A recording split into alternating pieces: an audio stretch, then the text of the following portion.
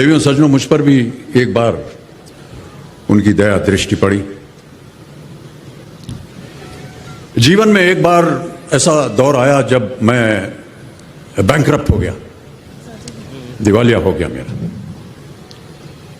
मेरी बनाई हुई कंपनी घाटे में चली गई, करोड़ों का कर्जा चढ़ गया, मेरा व्यक्तिगत बैंक बैलेंस जीरो यानी शून्य हो गया।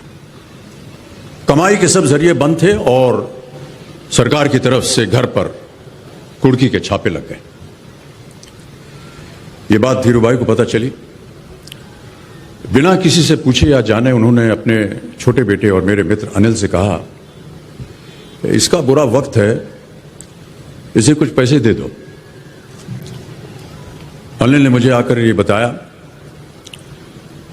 देवियों सज्जनों, जितना वो देना चाह रहे थे उससे मेरी सारी दुविधा और परेशानियां खत्म हो जाती। उनकी उदारता पर मैं भावुक हुआ, लेकिन मुझे लगा कि मैं उनकी उदारता को स्वीकार न कर पाऊंगा। ईश्वर की कृपा रही और कुछ संकट के दिनों के बाद समा बदला, काम मिलना शुरू हुआ और धीरे धीरे मैं अपने सारे कर्जे उतार पाया।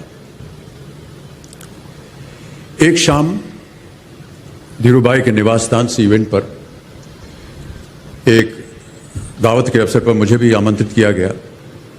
तो ऊपर लॉन में एक तरफ धीरूभाई एक बड़े से मेज पर अपने कुछ मित्रों, बड़े फाइनेंशियल और कॉर्पोरेट वर्ल्ड के दुनिया के दिग्गजों के साथ बैठे हुए बात कर रहे थे।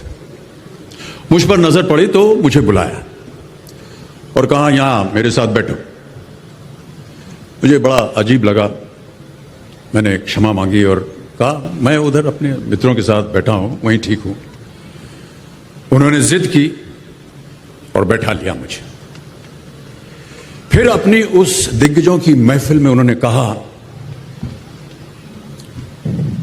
यह लड़का गिर गया था लेकिन अपने बल पर फिर खड़ा हो गया है, मैं इसकी इज्जत करता हूं।